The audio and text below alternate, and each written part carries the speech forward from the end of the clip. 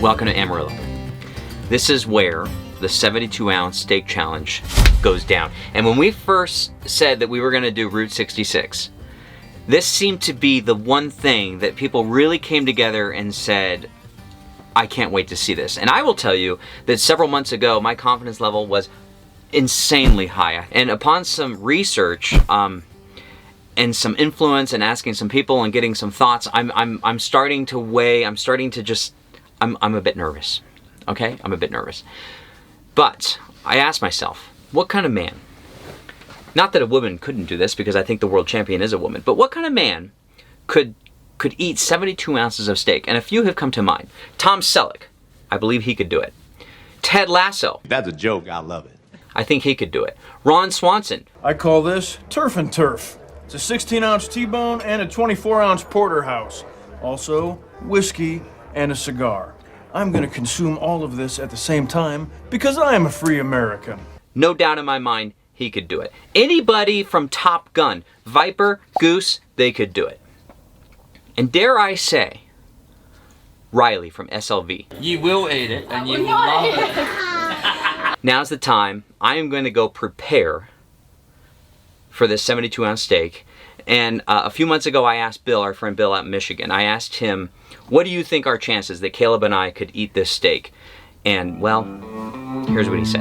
Your chance of finishing will be about 6%. Really? And I'd give him about a 4% chance of finishing. What? Haven't you seen us eat steak? Just because you take giant bites doesn't mean you can eat a lot of it. I mean, in fact, I would say if you cut it smaller, like what fits, how many, can you fit more ice in a bucket if they're small cubes or large cubes? Not only don't I believe you can do it physically, like just anatomically, your body won't handle it. Yeah. I think you're gonna really lose your will to do it after about halfway through. You know what I mean? You just have to have that will. Yeah. I think your will to do it will Really? just subside. Yeah, when you look at that dinner roll after half your steak is still sitting there and you took 2 bites out of your baked potato and you go, I'm good. You know what the reward is for doing it? It's free. I've been out to restaurants with you a lot of times, and the biggest concern of yours has never been who's gonna buy. It's not like you go, before I decide what I'm gonna order, who's gonna buy? So since that's off the table for you, you don't really care about buying a meal at a restaurant, I don't see your will to do that. When it starts getting uncomfortable. Trish, Wendy, what are you guys doing over here? What are you guys doing over here? When he starts to get the meat sweats, Yes. he's gonna lose his will. Yes. That's great. All right, now look. Is that what you wanted? I can't even look at you. I can't do it. Okay, all right. Okay.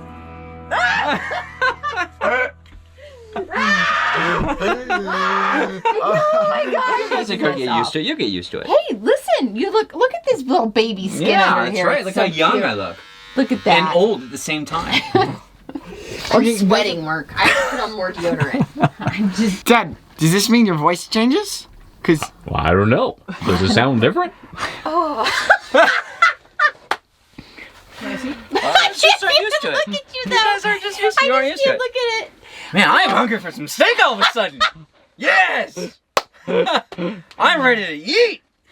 oh, wait, just, Let's go get our wait. let's go get our clock. Yeah. And yeah, Gary. wait, hold on. Gary. Can you just stare at Mom? You guys have a staring contest real quick. No, she can't. Mom can't last 4 seconds. She can't last a half a second. Look, I look, can't. just watch. I can't. Okay, so Caleb and I got a YouTube coach on how to dominate 72 ounces of steak. And one of the things they said is a very sharp knife. I was meaning to get a really sharp knife. Trish might hook me up, but I don't think so. And have your own clock. He says this is your contest. Have your own clock. So I'm going to have Gary and the clock. Yes. We have a plan. I was more confident about the plan a couple months ago, honestly, if I'm being fully transparent. Hey, listen, you're in stash mode now. You better stop talking about. Okay, you think I can do it? You just need to go. Okay. You gotta lay it down. Here's Victoria. She probably knows that FaceTimer. something has happened. FaceTimer. You want me to FaceTime her? Yes. Yes. Okay, how do I do this? All right, hold on. Pick stay it up there. and then hit the FaceTime button. Are you there? No, hit the FaceTime button. have a mustache now? FaceTime. How do you know that? Your mom already sent it to you? Food for thought. Just remember what you're gonna feel like tomorrow, okay? So it's not about like whether you finish or not. It's just like, did you give it your all? Did you enjoy the moment? Did you get into it? Okay, don't get all up in your head. Don't get grossed out by the fact that people are walking around your food. None of that. Just Taking be pictures. like, taking pictures. Just saying like, good luck. Yeah. Okay. Wow. Okay. Okay. All right. All right. Just be like, this is what I'm doing, and I'm making my future self proud. Okay?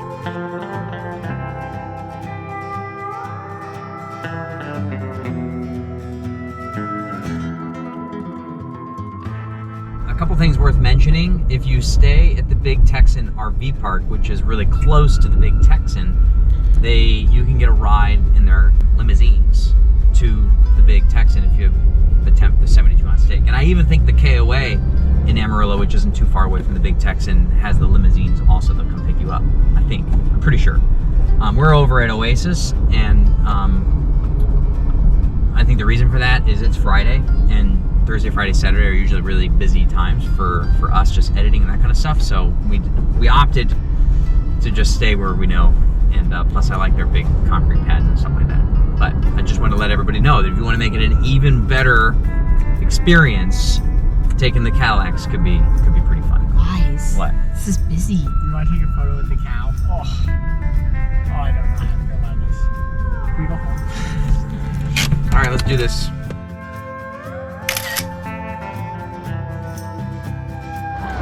Are you ready? Ready. All right. We are here for the 72-ounce steak challenge.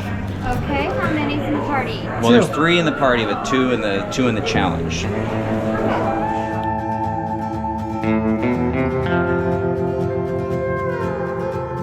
made it to the Big Texan, and they sat us, the 3 of us, at a table right here. And then she said, you go ahead and you order the 72-ounce steak for the both of us, and then when your food is ready, they'll move us up to the big table. Which I like up that. there. I like Yeah, I like that too. I feel like you're almost saving. Not that it matters because this isn't a steak we'll be paying for, but I'm curious how much it costs. The Big Texan sirloin. I think it's somewhere between like $70 and $100. It's funny that I can't find it. I'm shaking right now. What? I'm shaking. I don't know. Are you? You getting a little nervous? I'm gonna have a petite fillet. How many ounces is that? I don't know. I'm trying to see where the ounces are. It's 5 ounces. I'm gonna go for a full 5 ounces.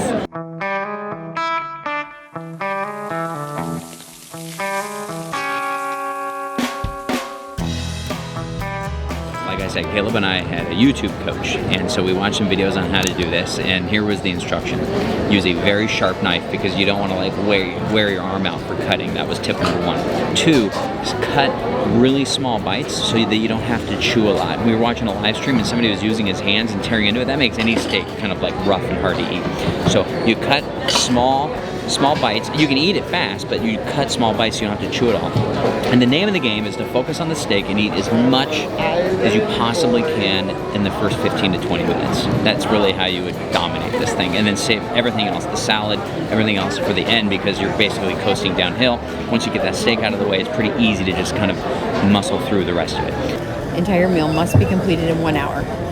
If the meal is not consumed, meaning swallowed, you lose. Okay. Before the time starts, you will be allowed to cut the steak and take 1 bite. If the steak tastes good and is cooked to your satisfaction, we will start time upon your acceptable approval. Time will not stop and the contest is on. So make sure before you say yes. Gotcha.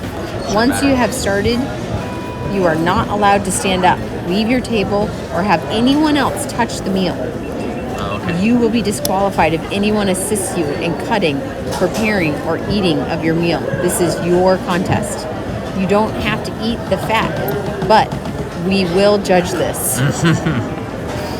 Should you become ill, the contest is over. You lose.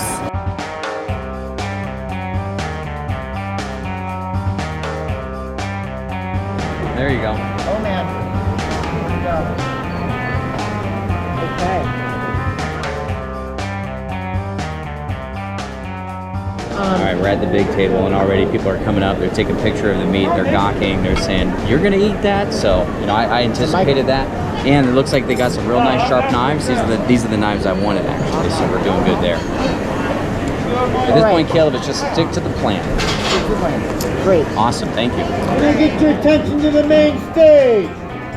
We have Marc and Caleb from Flagstaff, Arizona.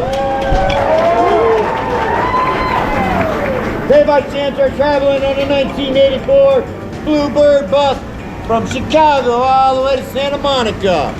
Well, we wish them luck for that, right? And they're also gonna try and eat 4.5 pounds of Texas top sirloin, a baked potato, a dinner roll, a dinner salad, and 3 jumbo shrimp. If they do not complete this in 1 hour, they owe me $72. Let's give them a big round of applause. Woo! Thank you.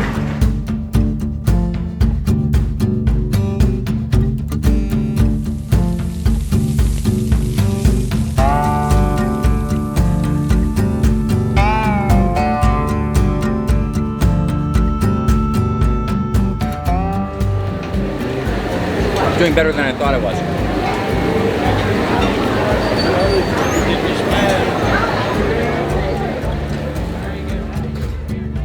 Caleb, we're 8 minutes in. How are you doing? Well, if I continue this pace, I think I'll be looking good. I'm 8 minutes. I've gone through my first quadrant, if you will. I have 3 more to go, and I'm working on my second quadrant right now.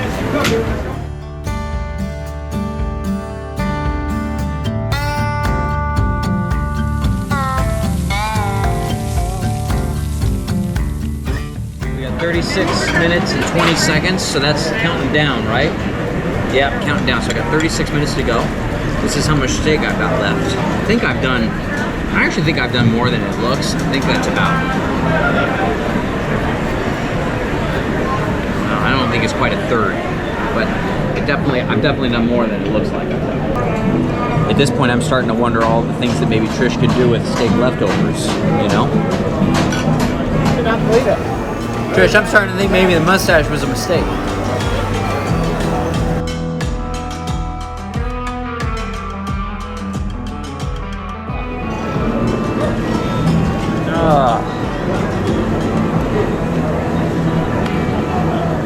Woo. I think you're gonna really lose your will to do it.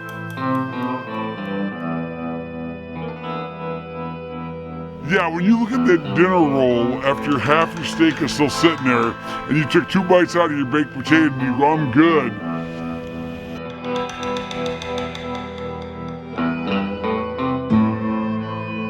Your chance of finishing will be about 6%. Really? And I'd give him about a 4% chance of finishing.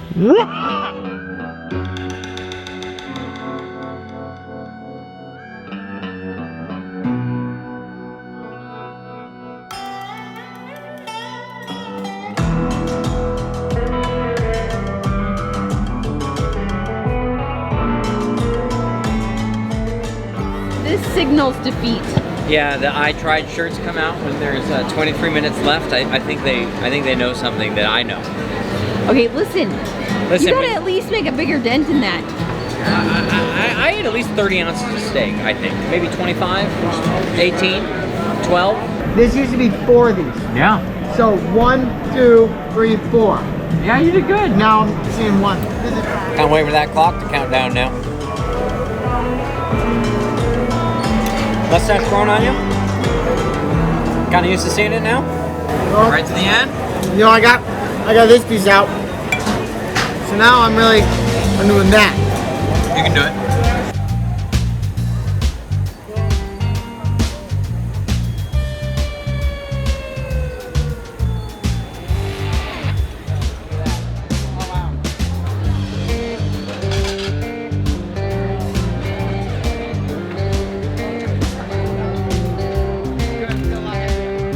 What else is left up there? Yeah. My dignity? Your dick.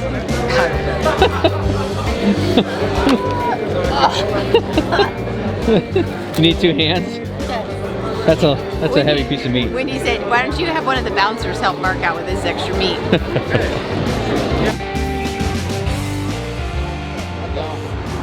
I tell you what, I thought I'd do better. I thought I would do better. I really do. At some point, I saw the breaking point. Did you? But I was surprised. I feel like you could be proud of what you accomplished. Oh, thanks, babe. Yeah. Why's that? Because you got up there. And it was intimidating, okay? So basically, squirrel soccer, I got a trophy.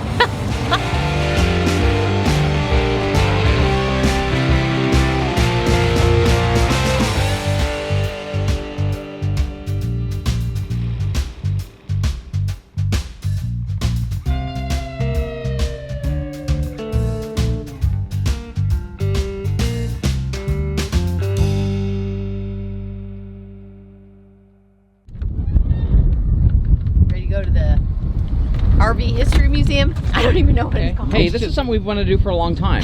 And we've been to Amarillo a lot, but we haven't made the time to go over there. So I'm excited to go check it out. Yeah, This doesn't have the RV from the movie, the RV movie, the old red one. The red one, I can't wait to see that.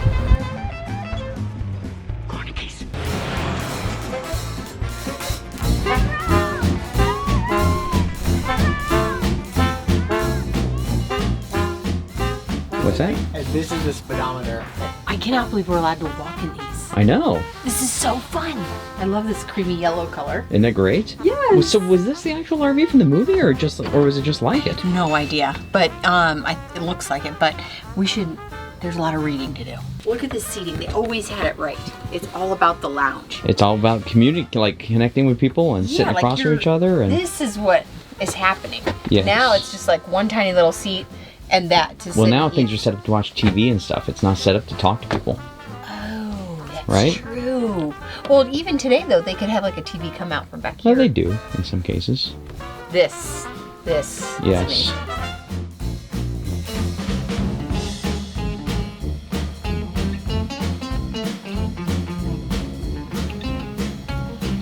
So I learned to ski on an old wood ski, a Maharaja.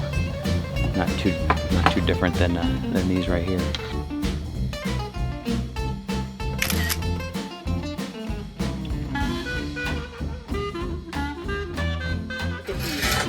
Well, I tell you what, Zip D still sells things just like that. You can get them on the Airstream Supply Company website. But yes. Oh, but look at those swivel. These swivel and kind of like go back or something. Yeah. FMC recreational vehicles, the story of FMC motor coaches. The FMC motorhome has an interesting lineage, for the FMC is the acronym for Food Machinery Corporation. Isn't that crazy? Got its start in 1883. Oh my gosh. And then they changed the name in 1928. But look at all the people that, it was $27,000 to $54,000, but the same price as a home. Look at who used to ride them or own them. Clint Eastwood, Carol Burnett, and Pat Boone, but also the CBS reporter Charles Kuralt. You know, from the host of the On the Road Again? Oh, neat. Or On the Road with Charles Kuralt.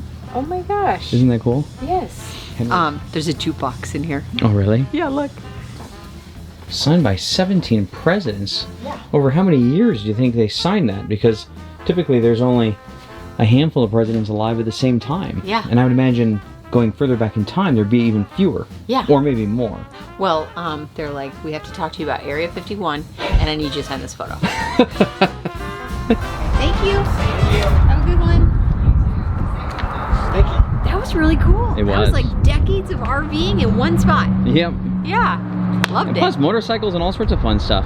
Yeah, and history and write-ups of what was going on so that you kind of get a little snapshot of the bigger story. Yeah. I loved it. So they said that Jack owned an RV dealer back in the 70s, and he had an RV museum back then too. And I said, well, an RV museum in the 70s, wouldn't that just be a dealership? And they said that's how he collected a lot of them, because you know, he had them, and then he would sit on them, and he would share stuff over the years. But Trent, I guess, is his son, so Jack is in his 80s. Oh. And so they moved the museum over here, and most of these are just things that they collected along the way. And the museum's open like Wednesday to Saturday, just a few days a week, totally free. Runs off of donations. Donations. And I thought it was worth a stop. It was definitely worth a stop. Yeah. Hey, any idea what might be for dinner tonight? Well, as long as you have that mustache, steak. Steak is what's for dinner. And then the next night and the next night, because you have plenty of it in the fridge. Well, we already had steak and eggs for breakfast, and we had steak shababs for their shake. What are they called? Shake shababs. That's what I've got. I got the shakes every time I see steak. And then I had a steak taco for a snack. So do you think we can have like steak, like quesadillas for dinner? Cube steak? Cube steak? Cube steak? Steak soup? Steak quesadillas? Steak soup. Oh, steak soup would be stew. good. Steak soup. Can we have some steak soup? Steak stew. I can't talk. It's because you need more steak. I've got the steaks. I've got the steak shakes.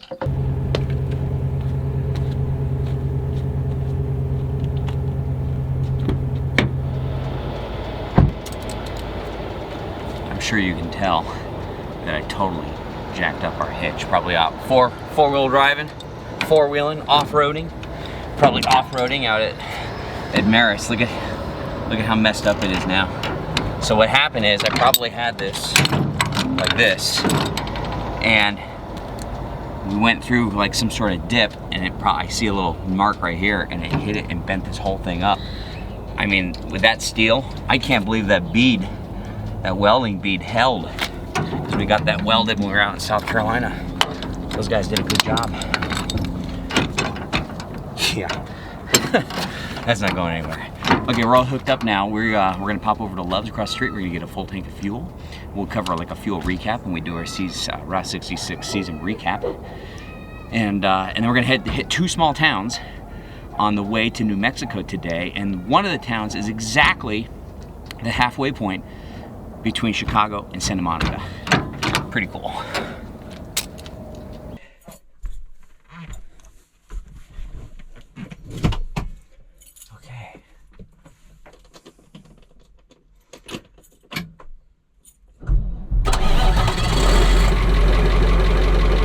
Goes. Gotta love the sound of that. So, this morning we are trying to figure out where we're going. Here it is, Route 66 navigation. And then I'm gonna hit navigate. And from your location, go where you want. Okay, so I'm gonna put in to the blue hole. So anyway, this is a really cool app because there's really nothing else that I have found so far that puts everything on Route 66 along the way. Otherwise, you really have to do a lot of homework. And I really like this book, but this doesn't keep me on the route, but it tells me all the stuff along the way. Right there. But anyway, you have to do a lot of homework to figure out how to stay off the highways because Google just wants you on those highways. See, Vegas 24 minutes away. Oh, okay. But you should probably put it in your avid navigation so we can take the route. Okay. What is that? What is he doing? Okay, all right. Yes? How can I help you? I leaned forward for a second.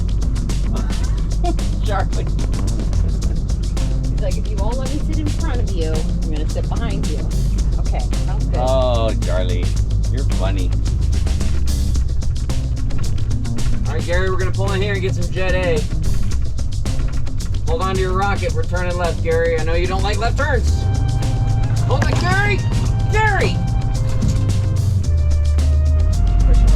The difficult thing about fueling with the bird is that people don't pull it far enough forward for me and have to get their attention to pull it further because I need to go all the way up. I might have enough room here. And then I need to get really close to the pump, and I need to line up the back of it with the pump. And if I go too far, I can't back up because of the Subaru. So we'll see if that was sufficient. Oh man, that's perfect. And then once I get it all set up, I reach this window, turn it off, and get the keys to the fuel. Because this doesn't have a chain, I put the keys in the cap right here.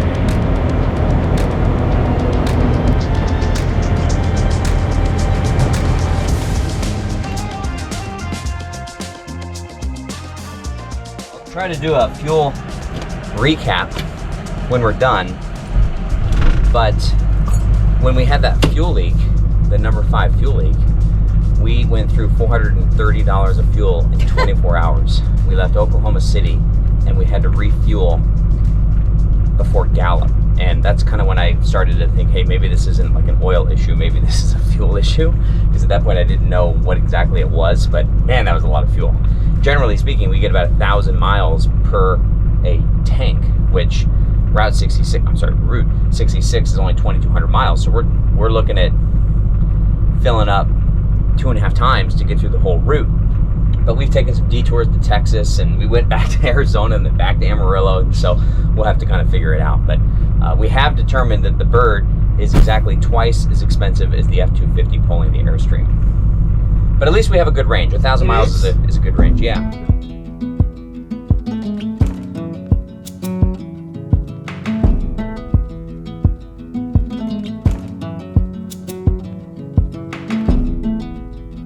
It's the coldest hand. Okay, so restored 1920s Magnolia gas station and the courthouse. That's the courthouse. Whoa. It's so cool. Oh, I'm gonna park here because I can pull out on this side, and then we can get a picture with the bird from right there. Hey, this is so cool. 1920s gas station. Wow. Super fun. Everything is an event in the 20s. Oh, check this out. Look, these are barrels of gasoline. Yeah. And before they had pump stations, they had barrels, and they'd bring them in by train or truck. And if you were a rancher, you'd just come and buy a barrel of gas and bring it back to the ranch. Isn't that cool? Everywhere you go, I'll be. Anywhere you go, I'll see. You're never lost alone, the crowd with me. The biggest challenge of Route 66 is things that are closed either permanently or on the day you want to go. Because we would have totally eaten at the Midpoint Cafe. Yep. And then on the way here, there's actually an antique store in Texas that we were supposed to get a stamp for our little passport, but that was closed too. It's a pulse and shove. It's a sharper's cry. Here it goes, but why? Past you and I was like, okay, I know who that is. So then I saw y'all exit, but I have to tell you, Stephanie and Todd had to meet you guys. I won't keep you from your journey, but have a great trip. See you later. Have great success in your business. Oh, thank you. Very cool. Bye. Bye. That's Dana. She just pulled over to say hi. She's an RV inspector. Super cool. So anyway, but we're at the halfway point. We got to get a picture right there. Yes, Caleb that is the picture I wanted. Where's Caleb? Where'd he go? He even put this here so you can take. Oh my gosh, that's like Can you take a picture? that's like a tripod. Yes. That's awesome. All right. Ta-da! There we go. This is it. We did it. We're halfway there. Let's go like this. All right, there we go. Picture. Yes.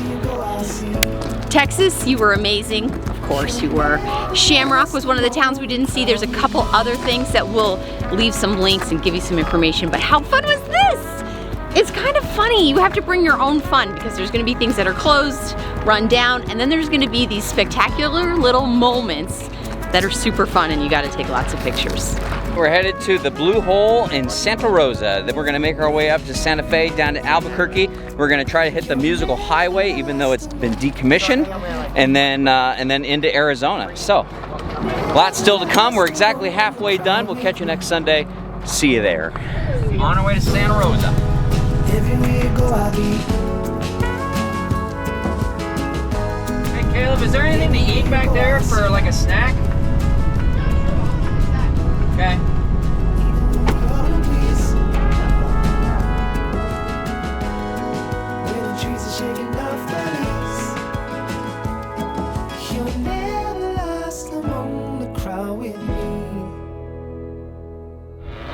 Good morning.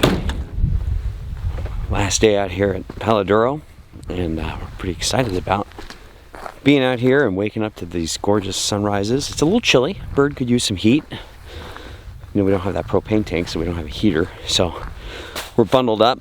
Last night there was crazy wind, just a crazy amount of wind. And now it's beautiful. But anyway, we did a little RV tour. I kind of forgot to put some of the things away. So my sewer hoses were coiled up underneath the RV like a snake. And then the box that I keep them in went over the cliff. And you know, Maris is all about leave no trace. So I'm gonna go get it because I'm not gonna leave some Camco sewer box sitting on the side of this cliff. So I put my hiking shoes on and we're gonna go do a little recovery exercise. I see it down there, right there.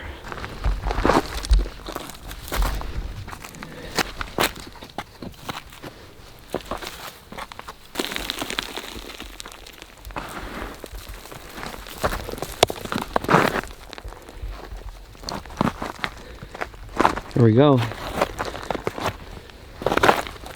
Recovered. Got the box. Now I gotta get out of here. Should be easier. I might need two hands. You ready? Yes. You follow me in the Subaru? Yes, I'll follow you in the Subaru. drop off his drone, and then we'll go hook up and get ready for our big day. Someone's cold. So freezing. Well, we're day 4. Oh, don't forget Charlie's gifts.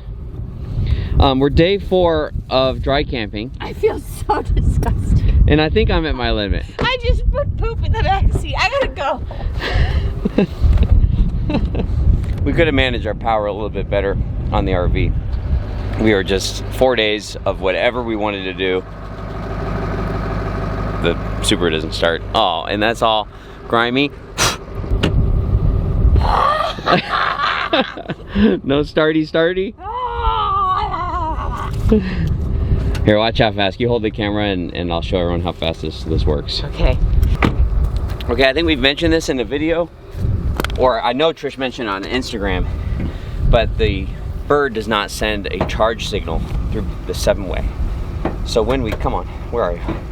So when we tow, and we've been towing a lot, it just drains the battery. So we ended up picking this up in Arizona, actually. And oh, these work so well. I can't even believe it. It's got a flashlight. And you just, well, let me show you how fast you hook this thing up. And the clips work really well too, whereas normally jumper cables are hard to get on the terminals. So you put it on, I hit the button to turn it on. Watch this. Oh, here's the key. Do need the key. Key's essential.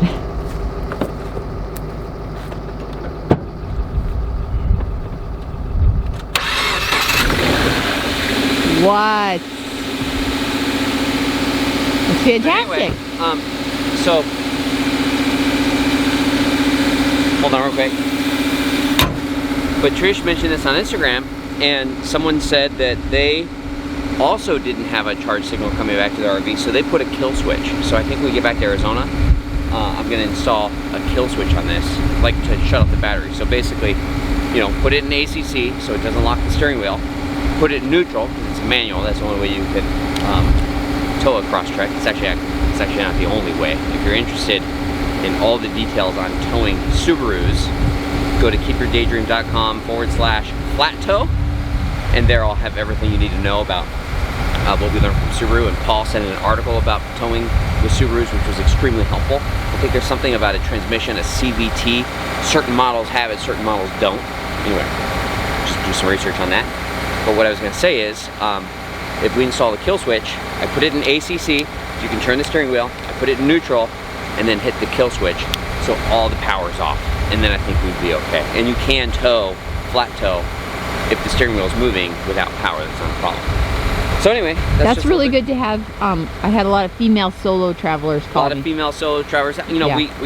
we got one for Tori, so that if she ever has a dead battery, she does not have to go ask someone for a jump. Very nice. Okay. All right, you ready now, finally, Trish? Can we go, please? Can we?